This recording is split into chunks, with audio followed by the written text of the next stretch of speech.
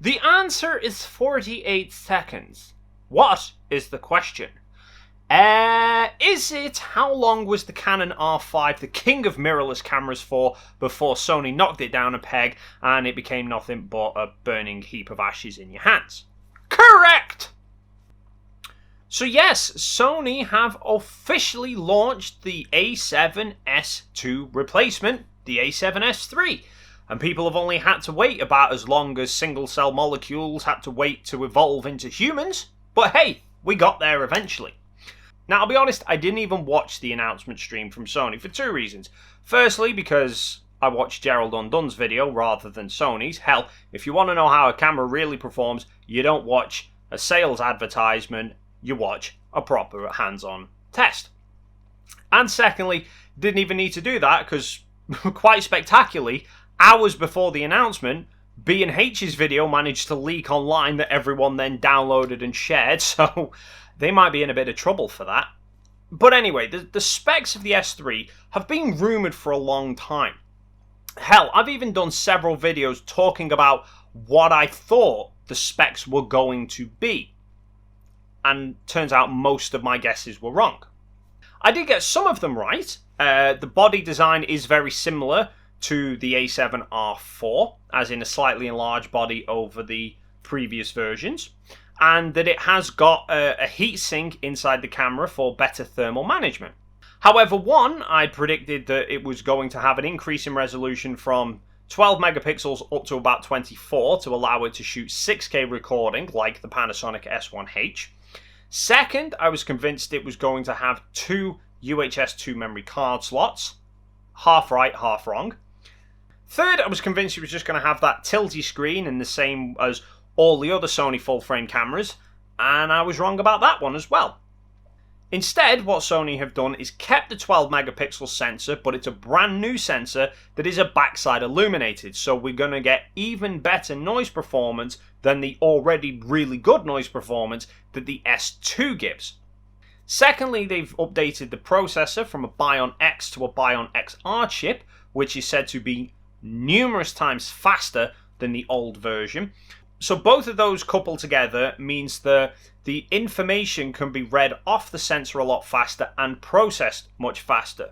So while only having a 12 megapixel sensor limits us to 4K recording, the 4K is available up to 120 frames a second, 10-bit 422 internal recording.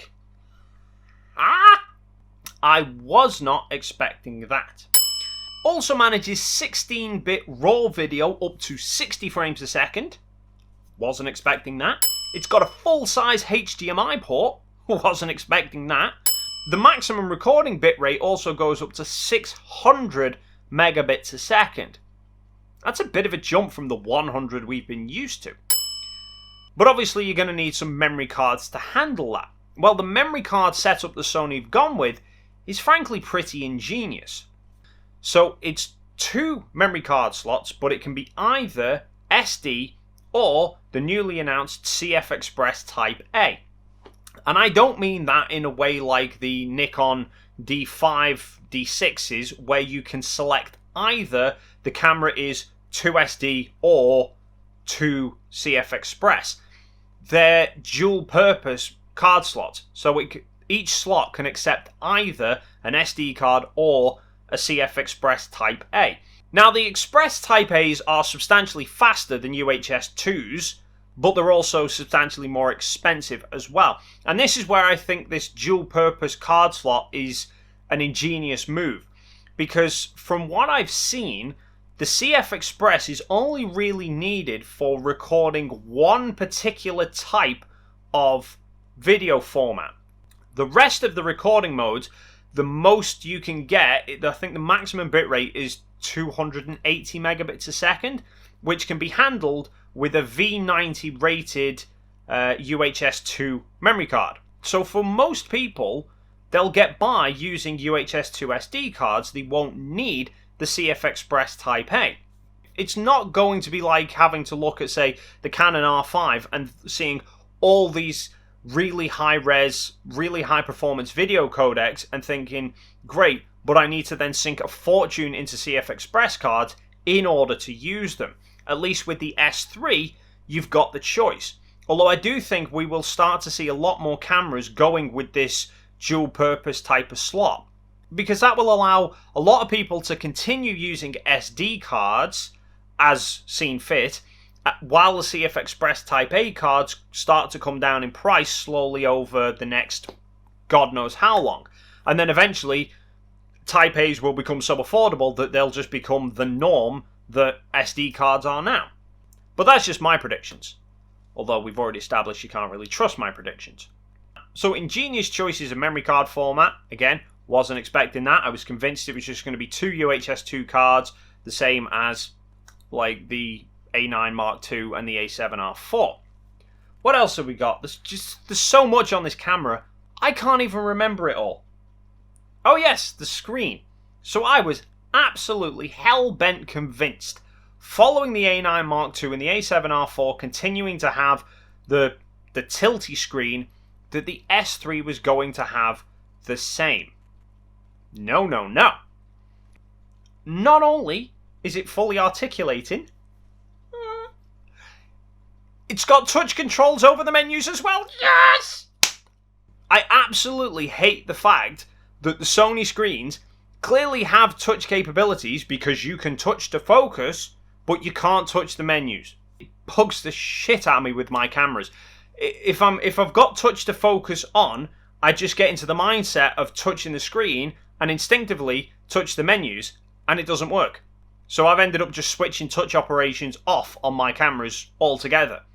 So it's really great to not only see that they've now introduced touch functionality fully across the board, but yeah, side flip screen, where the hell did that one come from? I mean, there's arguments as to why Sony haven't done touchscreens in the past. The general consensus is that it's controlled by patents from Canon. So the question is, why now? Maybe Canon have agreed to give Sony the rights to the flip screen in exchange for maybe patents on the CF Express Type A slot? Or a cooler for the R5? Who the hell knows? But yeah, flip screen. Big game changer. I'm pretty sure there's a ton more specs and changes. Autofocus system. Again, I thought the autofocus system would be, you know, like the same one in the R4, or maybe the same one from the A7 III. Instead, it's got like 700 and something AF points. I think it's got more autofocus points than any other Sony camera that I can think of. I mean, I cannot imagine what the conversations of the Sony engineers must have been when they were coming up with this camera. It's like they've had put together a list of potential improvements and gone, right, we've been listening to everyone's feedback and we keep hearing the same things. People wanting higher frame rate 4K, people wanting 422 10-bit, people wanting higher bitrate video, people wanting, you know, a flippy screen, people wanting a touch screen, people wanting better ergonomics, people wanting a better menu system. So, Jeff, we're putting this camera together. Which of these do you think we should include? Yes. Which ones do you want in? Just all of them. Put them all in. Like I said, I was convinced that they were just going to basically take the A7R4, change the sensor in it, and try and push the specs as crazy as they could go. And they've not. They've gone with a much more overall refined unit that doesn't try to push itself beyond 4K. It just gets 4K absolutely right. They've not nailed down 4K. They've welded 4K to the floor and then parked a main battle tank on top of it.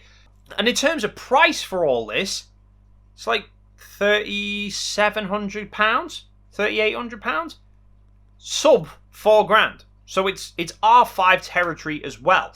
It's basically the perfect video camera for far less than cine cameras. It's insane. I'm not going to buy it for a couple of reasons. Firstly, whilst it's a seriously impressive camera, it's way overkill, realistically, for what I need. And secondly, I can't afford it. I've kind of got something else in the pipeline at the moment which is sapping money from my account. Big news for the channel, so if you're interested to know why that is, why I can't afford the S3, make sure you've hit the subscribe button because that'll be coming out very soon. But now I'm starting to wonder, what are Sony going to do with the A7 IV? If all of these features that they brought into the S3, what's going to make it over to the A7 IV and what's not? But I think we'll save that for another video. But what do you make of the new announcement? Leave your thoughts and comments in the box down below. While you're down there, if you enjoyed this video, please consider hitting the like and subscribe button. And as always, hopefully, I will see you in the next video.